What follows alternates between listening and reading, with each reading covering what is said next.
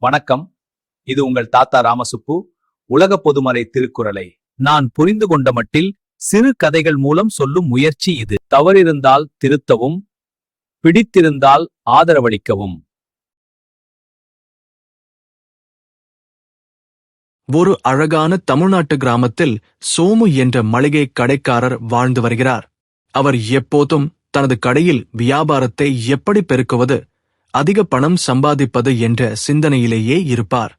அவரிடம் ஏற்கனவே போதுமான வசதிகள் இருந்த போதிலும் இன்னும் பெரிய செல்வந்தராக வேண்டும் என்ற ஆசை அவரிடம் அதிகமாக இருந்தது. அதே கிராமத்தில் வேலு என்ற நெசவாளர் மிகவும் நிம்மதியாக வாழ்ந்து வருகிறார்.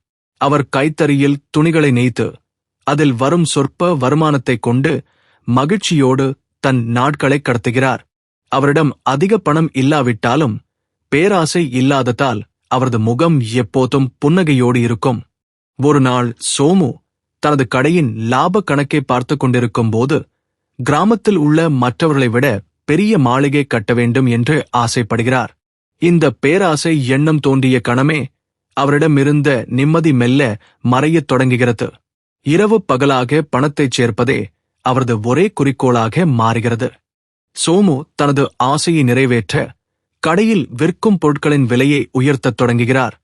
கிராமத்து மக்கள் அவரிடம் வந்து விலையை குறைக்குமாறு கேட்கிறார்கள். ஆனால் சோமு எதற்கும் செவிசாய்க்காமல் தனது லாபத்தில் மட்டுமே பிடிவாதமாக இருக்கிறார்.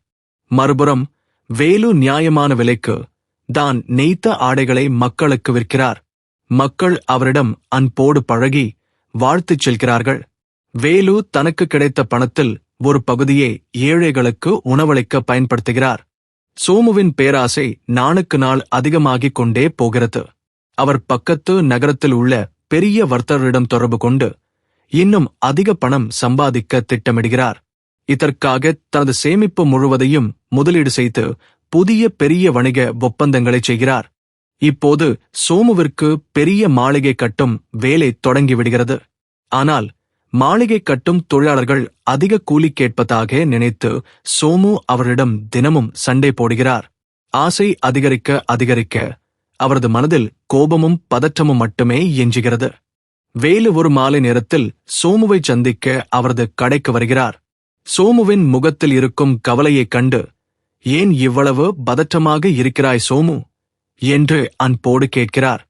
ஆனால் சோமு, "உனக்கு என்ன தெரியும்? நீ ஏழே" என்று வேலுவை அலட்சியப்படுத்துகிறார். சோமுவிற்கு பேராசையினால் உறக்கம் முற்றிலும் கெட்டுப் போகிறது. நள்ளிரவில் தனியாக அமர்ந்து தனது பணப்பெட்டிகளை பார்த்து கொண்டே இருக்கிறார். யாராவது திருடிவிடுவார்களோ என்ற பயமும் இன்னும் பணம் சேர்க்க வேண்டும் என்ற ஏக்கமும் அவரை படுக்க விடாமல் செய்கிறது. திடீரென ஒரு நாள் சோமு முதலீடு செய்திருந்த நகர வர்த்தகத்தில் பெரிய ஏமாற்று வேலை நடக்கிறது. சோமு அனுப்பிய சரக்குகள் அனைத்தும் கடத்தப்பட்டு அவரது ஒட்டுமொத்த முதலீடும் நஷ்டமடைகிறது. இந்தச் செய்தி சோமுவின் தலையில் பேரிடியாக விழுகிறது. நஷ்டத்தை ஈடுகட்ட சோமு தனது மாளிகையின் கட்டுமான பணிகளை நிறுத்துகிறார். கடன் கொடுத்தவர்கள் சோமுவின் வீட்டின் முன்னே வந்து நின்று பணத்தை கேட்டு சத்தமிடுகிறார்கள். சோமு என்ன செய்வதென்று தெரியாமல் தலைகுனிந்து அமர்ந்திருக்கிறார். கடன் சுமை தாங்காமல் சோமு தனது பாரம்பரிய மளிகை கடையையும் விற்க வேண்டிய சூழ்நிலைக்கு தள்ளப்படுகிறார். அவரது பேராசையே அவரது அழிவுக்கு காரணமாக மாறியதை எண்ணி அவர் உள்ளுக்குள் அழுகிறார். துன்பங்கள் ஒன்றன் பின் ஒன்றாக அவரை துரத்தத் தொடங்குகின்றன. அனைத்து செல்வங்களையும் இழந்த சோமு வீதியில் ஆதரவற்று நடக்கிறார். ஆசை இருக்கும் இடத்தில் துன்பம் இடைவிடாமல் வரும் என்ற உண்மையை அவர் இப்போது தனது வாழ்க்கையின் மூலம் உணர்கிறார். பசியோடும் வலியோடும் அவர் கிராமத்து மரத்தடியில் அமர்கிறார். அந்த வழியே வந்த வேலு சோமுவின் நிலையைக் கண்டு மிகவும் வருத்தப்படுகிறார். உடனே ஓடிச் சென்று சோமுவிற்கு குடிப்பதற்கு தண்ணீரும் உணவும் கொடுத்து ஆதரிக்கிறார். சோமு கண்ணீருடன் வேலுவின் கைகளை பிடித்துக் கொள்கிறார். வேலு சோமுவை தனது வீட்டிற்கு அழைத்துச் சென்று தங்குவதற்கு இடம் கொடுக்கிறார். அங்கே சோமு வேலுவின் எளிய வாழ்க்கையை கவனிக்கிறார்.